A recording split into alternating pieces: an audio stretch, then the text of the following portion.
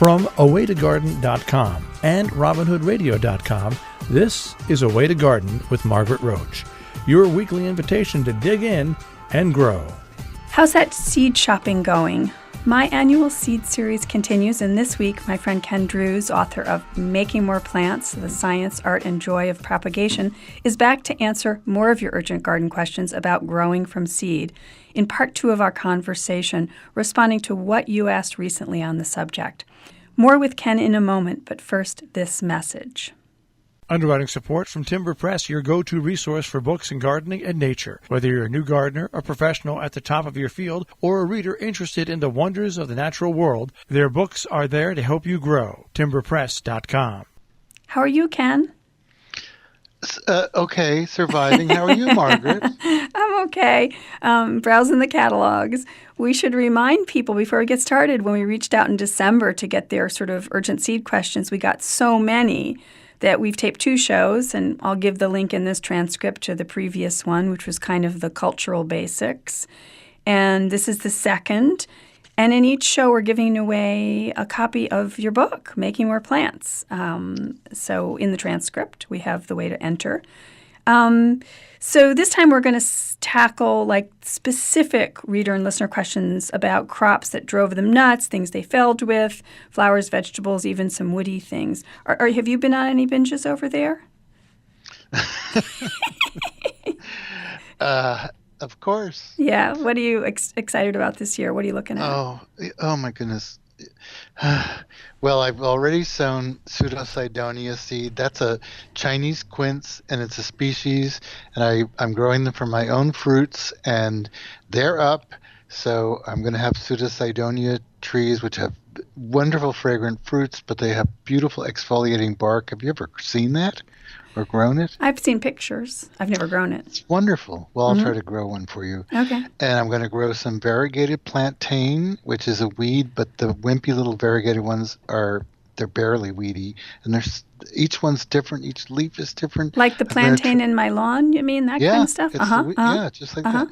I'm going to grow Cosmos Purity because it's so pretty. What color is it? White. Okay. And very good for cutting.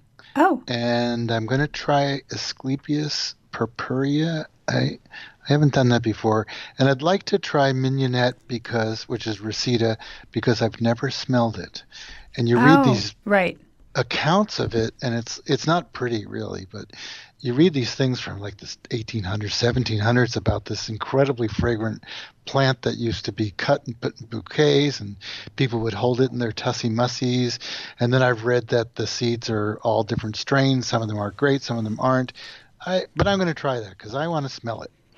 And you grow, if I remember correctly, like me, you grow some things that either self-sow well, or we sort of push them around a little bit and resow them where we want them. Like I have some annual poppies that I love that are technically opium or breadseed poppies, and Nicotiana, for instance, that once you have it, you probably are going to have it for a long time. You know, it sows around, but you can kind of move the baby seedlings around, or when there were seed heads in the fall, you could move the seed heads around.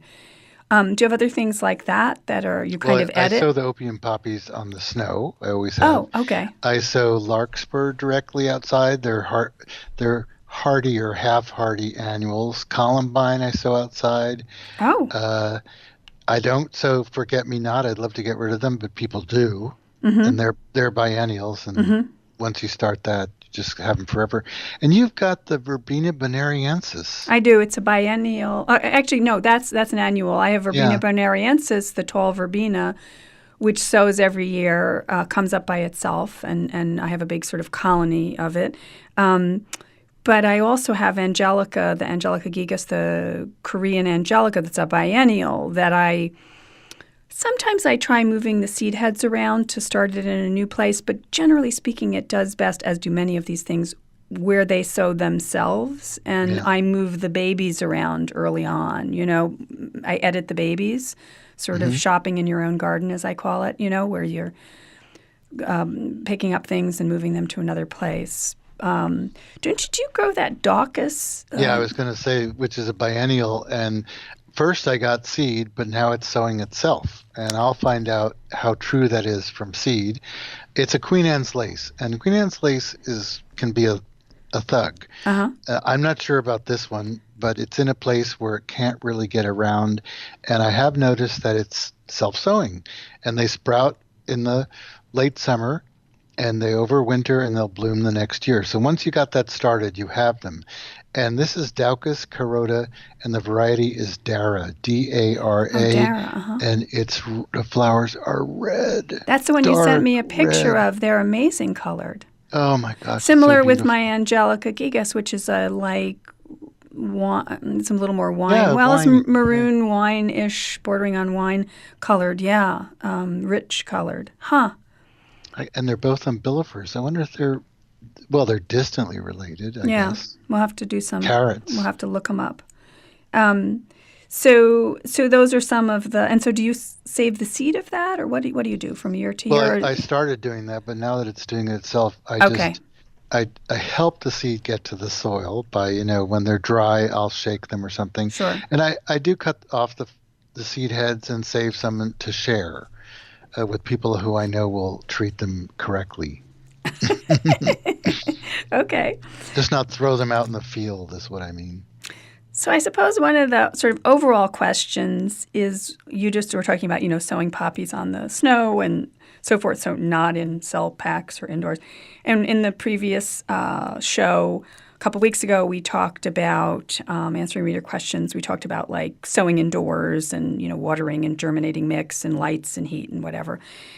But there's sort of the indoor versus what to direct sow. So before we get into crop by crop, some of the things you would direct sow, some of the things I would direct sow, because a lot of people, Nora wrote about, she'd like to do more direct sowing, but the chipmunks, the squirrels, even the birds are making short work of her efforts, as she says. And Sue says that rodents take her corn seed. She tried Glass Gem, that wonderful corn, 3 times last year, and it was just like gone, gone, gone.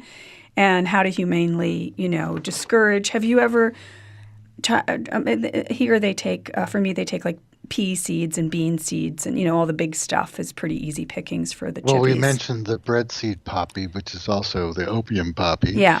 And I wouldn't think anything would eat that, but last year we had a rabbit, one single rabbit, because we're on an island here, and it's very rare that we get any rabbits, but there was a rabbit last year, and it ate the opium poppy, all of them, when they were like 6 inches high. Oh, when they were up. Okay. So not stealing the seed, which is very tiny, but eating the, that's interesting.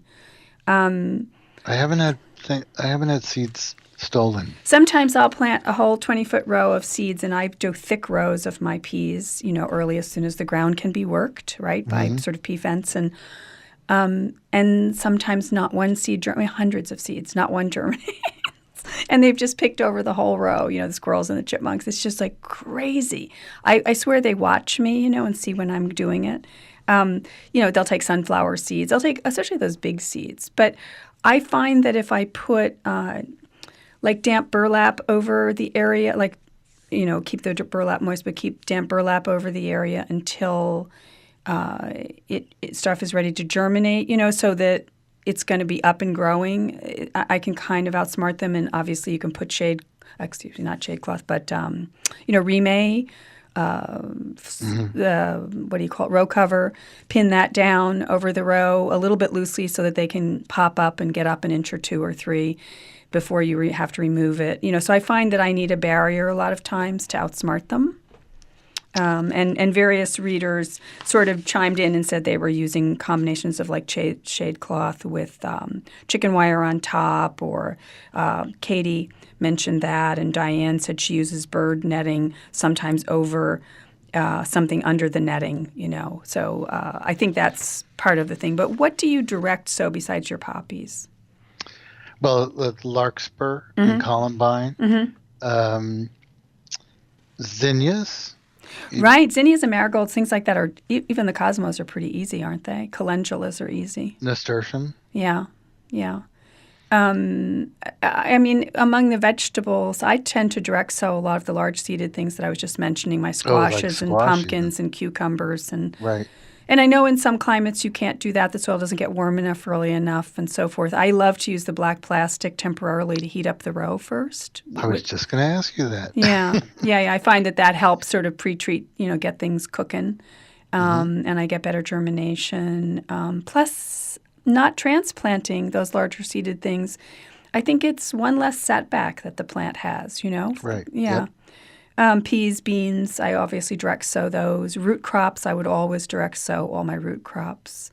But that's generally it, I think. Obviously, heat lover things, the things that are long season heat lover things like the tender things like tomatoes and whatever, we've got to give them a head start. So in our climate, whereas in certain southerly areas, you could technically direct sow them, but I don't know if anyone does. I don't think so. One or two people asked about what to do when stuff just stops growing, like it just sits there like it's miniature, like it germinates but it doesn't grow. Pat said, what causes seedlings to stop growing? I use peat pots or seed starting mix, yet I've had seedlings stay tiny or even in the cotyledon stage for months. They rarely get large enough to set out. Have you had that happen? I've had that happen with collards one year, with a packet of collards. No, and I wonder if I don't because I move them up. Well, one thing, that was one where I went to the Cornell plant physiologist, Dr. Borkman, that I mentioned in the last show, I think briefly, and I asked him, I said, because he studies just seedlings, vegetable seedlings, why do they grow, why don't they grow, what's the best growing technique, what helps them, what doesn't help them.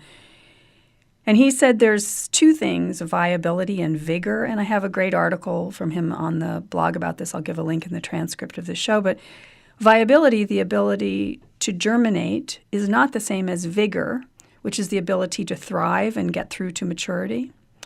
And a lot of seed, so say when the seed was harvested, it was a terrible season, a very rainy, wet season in the fall where it was harvested, and it never really fully matured and dried really well. That seed could be kind of weak, or it's very old seed, or it was stored in a hot place and not cool dry. Lots of factors can mean that it's still viable. It can pop up and germinate, but then it just sits there. It hasn't got the oomph. So a lot of times it's not your fault. Don't you love when stuff is not your fault? So viability and vigor, I'll give info on that. But so people had a lot of questions about failures, Ken, and, should we go through some of the earlier ones maybe, like from early to later crops? Like they asked about onions. Edward asked about leeks and onions. He said having the devil's own time with leeks and onions, poor to zero germination. He's using he's in 60 degrees, standard flats with a cover, potting soil. He's tried everything, lights, no lights, surface sown, covered, no luck. Have you ever grown onions and leeks? Or have you grown ornamental onions? Well, you mean allium? Yeah, from seed? I haven't. Yeah, yes, I actually have, but I know that you grow a whole lot of onions, so I want to hear what you do. Yeah, I mean, what I did is I was so frustrated, like Edward, I called up an onion breeder, Don Tipping, out in the West, and I said, "What do you do?" And he said, "Sow them in an open flat. Don't put them in cells. Sow them in an open flat. Sow them thickly. They need 10 weeks under lights. Give them bottom heat at first. Take it off as soon as they germinate."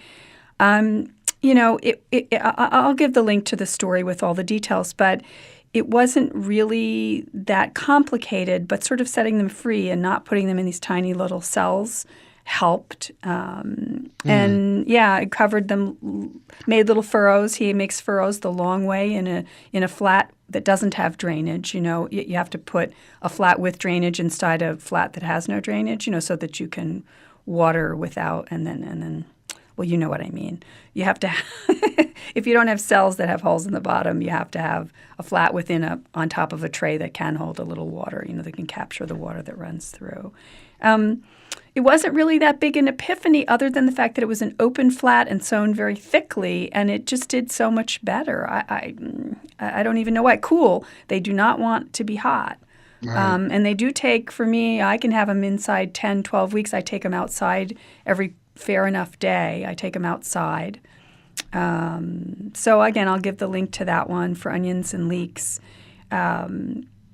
Spinach, Mary says she's had spinach fail. It just sits there. This was one. Do you sow spinach at all? Have you grown it? No, but I know where you're going with this. Why? Where? Well, spinach wants a sort of neutral, slightly alkaline. It's an oddball among vegetables, isn't it? Yeah. Yeah. So a little lime, in a lot of our acid soils, right? And everything else, well, especially if you're using a peat-based seed starting mix, yes, it's acidic. Yes. So generally spinach is direct sown, best luck with direct sown. Again, I have a good story from, I think it was Tom Stearns of High Mowing Seed. He talked about why in many zones, including the Northeast, we're best with like a late planting of spinach that overwinters under a row cover, that it comes up fastest in really cool conditions. It hates the heat. There's a lot of different varieties. Picking the right variety for your season and temperatures and situation is really important, but that lime thing is the big tip. So that's important. So we'll give more info on that one as well. Carrots, Caroline says her carrots didn't germinate. Me, I always just call the carrot breeder to ask why. And you know what he said?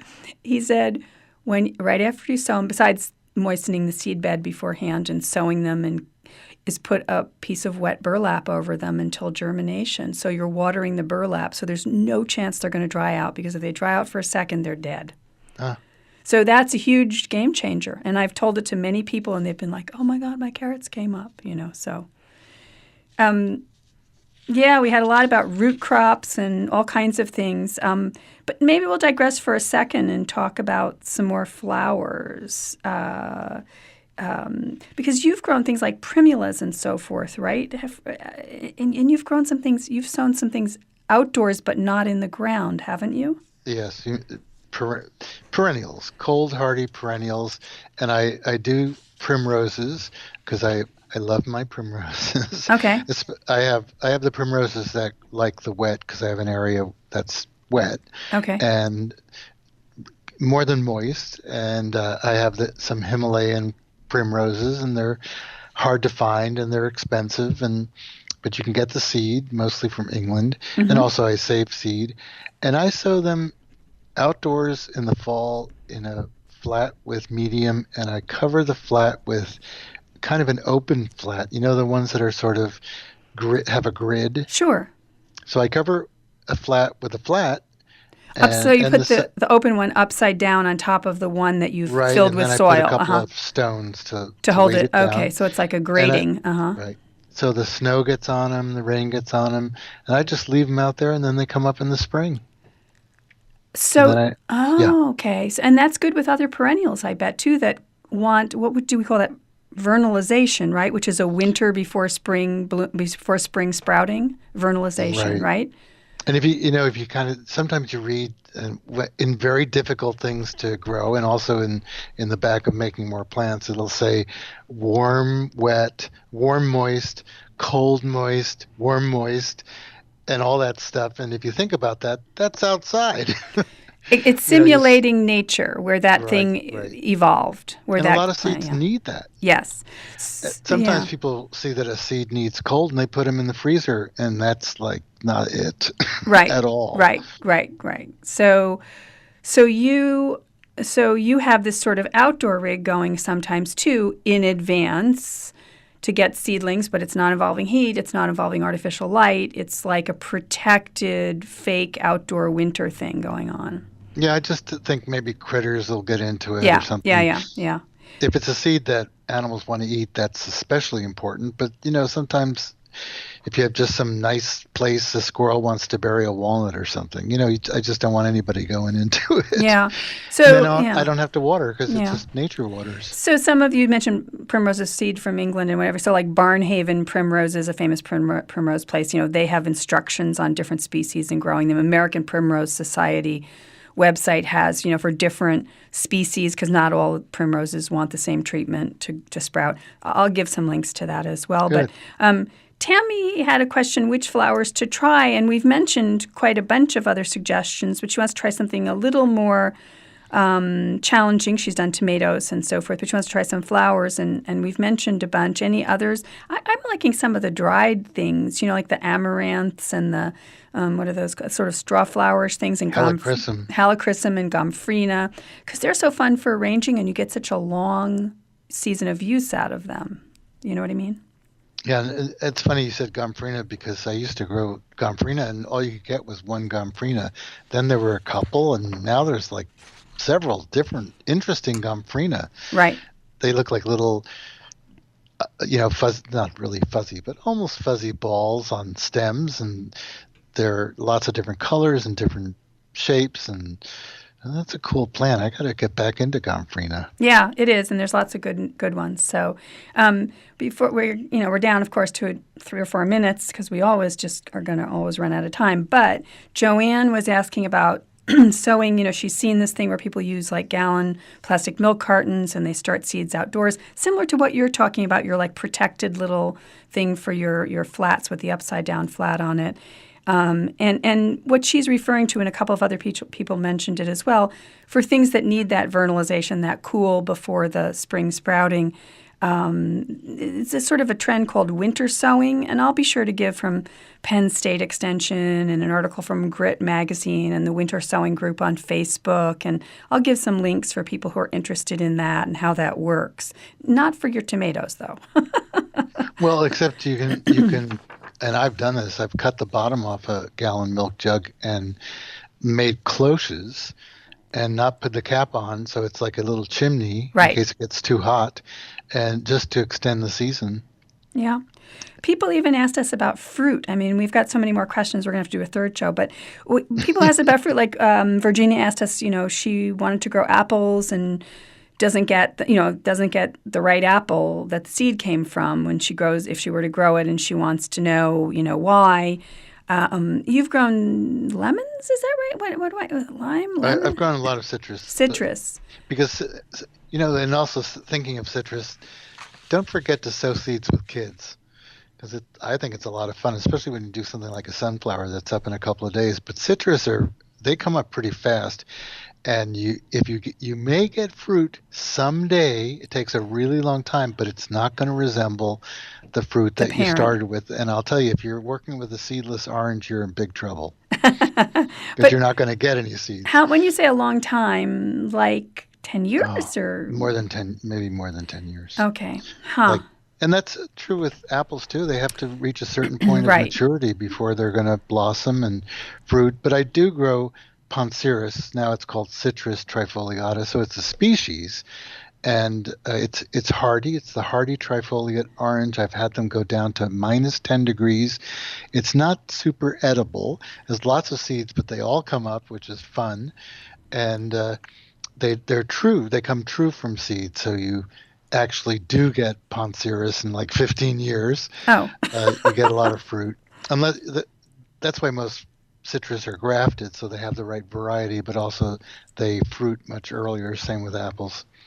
Oh, but my goodness. I grow those just because it's fun, and it's a beautiful, dark, rich green shrub, and it has thorns. It would make a great security hedge under a window, because the robber would be stabbed. Mm-hmm. And you would not be guilty.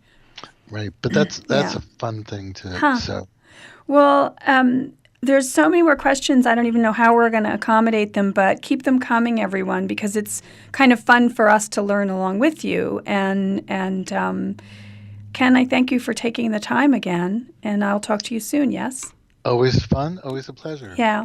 Underwriting support from Timber Press, your go-to resource for books in gardening and nature. Whether you're a new gardener, a professional at the top of your field, or a reader interested in the wonders of the natural world, their books are there to help you grow. timberpress.com.